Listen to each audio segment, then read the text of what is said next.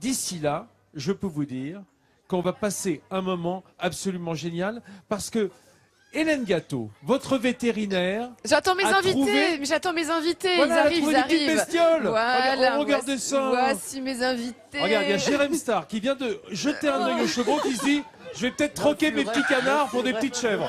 Non, c'est bon, je le tiens, il s'appelle Mickey. Et aujourd'hui, eh bien, c'est un plateau avec des animaux et des animaux miniatures. Alors, le plateau est en train de se remplir. Vous aimez les animaux, Jérém Star? Alors moi j'adore les animaux, c'est vraiment ma passion. C'est votre passion aussi? Ouais. Ah bon, faudra qu'on se parle alors, du coup. Non, alors, vraiment. hop. Donc voilà, c'est tous ces animaux. T'es pas un poil des encombré, petits- Hélène, tu me Non, dirais, mais hein. si, parce que Comme je ça, un coup de main. cherche mon invité aussi, mon invité humaine qui devrait arriver. Alors tous ces animaux appartiennent en fait à Nathalie. Nathalie qui est une passionnée d'animaux qui au départ a commencé sa carrière en tant que en tant que technicienne de laboratoire pour des analyses médicales et qui avait toujours voulu un jour se lancer auprès des animaux. Donc elle a monté sa ferme miniature à Panissière. C'est une ferme pédagogique qui accueille essentiellement des animaux miniatures. Alors Nathalie nous rejoint. Bonjour Nathalie, bienvenue. Bonjour. Alors, qu'est-ce qu'elle a dans les bras? C'est un Un furet. furet, apparemment. Ceci est un furet, Guillaume. Nathalie, quelle était votre volonté pour avoir une ferme pédagogique avec uniquement des animaux miniatures, comme ces petits chevreaux par exemple, qui viennent de naître pour le coup? Oui, bah là ils ont un mois. Oui. Ils ont un mois. Oui, alors j'ai fait le choix de prendre des animaux que de petite taille parce que je voulais, comme je savais qu'il fallait que je vende les bébés une fois qu'il y avait des naissances, je voulais absolument pas vendre pour la consommation. Ni lait, ni viande en fait. Ni Donc vent, ça, ni lait, ni viande, rien. Donc les mamans élèvent leurs bébés et après je vends les bébés pour uniquement l'ornement. ensuite, vous êtes également éleveuse de chiens. C'est pour Oui. ça qu'on a un cavalier King Charles ici en plateau. Là, c'est Frimousse Tout à fait, oui. qui est Frimousse. ici. Donc, c'est votre deuxième activité qui vous a permis d'avoir le statut d'agricultrice. Et c'était important pour vous de l'avoir. Tout à fait, oui. Je suis devenue agricultrice par rapport à mon élevage canin et non par rapport à l'élevage de mes animaux de ferme, puisque je ne produis rien, ni la viande ni de lait. Donc non, je suis pas considérée comme agricultrice par mes animaux de ferme, mais Oui. par mes chiens. Et oh là là, ça crie, Alors, ça crie. Je regardais Jérém Star qui avait un œil sur le chevreau qui se disait, je ne sais pas si je traduis bien, mais au fond ça a le même cri que le canard en plastique, le chevreau. Un j'allais- poète-poète, un peu. Bah, poète. j'allais plutôt dire que c'est le même cri qu'un candidat de télé-réalité mort dans le film. Voilà, qui essaye de survivre. Et je pensais justement qu'on pourrait peut-être mettre cette dame dans L'amour et dans le pré. Ah bah voilà, par exemple. Non mais moi, j'ai ce qu'il me faut chez moi par contre. Donc je cherche pas. Évitez de détruire les couples alors, hein, c'est pas le moment. Ça.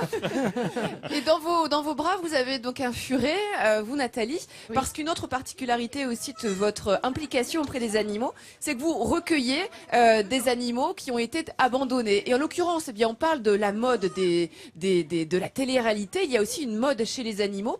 Et en l'occurrence, la mode d'adopter des animaux un peu étranges qui pourront faire rire les copains, comme les furets. Et ça peut être une catastrophe. Mais oui, mais alors Paris Hilton a des furets chez elle quand je regarde ses snaps, et moi c'est la phobie quoi. Les furets ça me fait oui, peur. oui, oui. C'est vrai, hein, c'est C'est particulier. c'est hein. mignon, mais ça fait peur. Hélène, tu veux dire qu'en fait, ils les abandonnent derrière, c'est ça? Alors Ils oui, il y a arrivent des plus à en abandons prendre parce qu'en soin fait, ce sont des animaux qu'on va vouloir prendre parce que ça va faire rire les amis. Et puis en fait, ce sont des animaux qui ont quand même un comportement un peu particulier, qu'il va falloir éduquer un peu, dont il faut connaître les besoins. C'est un être vivant en fait, tout simplement. Et du coup, il y a beaucoup d'abandons, Nathalie. Oui. Le furet est abandonné parce que d'abord il est nocturne, donc c'est vrai que pour des adultes avertis, bon, on peut jouer avec lui la nuit, mais enfin pour les enfants c'est difficile. C'est des animaux qui mordent quand même, s'ils sont mal éduqués, assez facilement. Ça fait très mal en plus quand ils mordent et ils ont une particularité, ils sentent très mauvais aussi. Donc C'est que sympa quoi le voilà, furet, en donc fait, hein. Il faut vraiment être un adepte des furets Voilà. pour pouvoir en adopter un. Un petit Une coup de autre- parfum de la Haute-Loire peut-être pour le furet. Un peu de verveine si vous voulez, Ah. pour le reparfumer. bien Alors entendu. Nathalie s'implique aussi beaucoup auprès d'associations animales. Hein, vous êtes vraiment une militante de la cause animale. Et il y a une autre action que je voulais mettre en avant que vous avez pour laquelle vous avez œuvré il y a peu de temps, c'est que vous avez récupéré des poules d'élevage en batterie pour produire des œufs en batterie. On a des photos avant, après.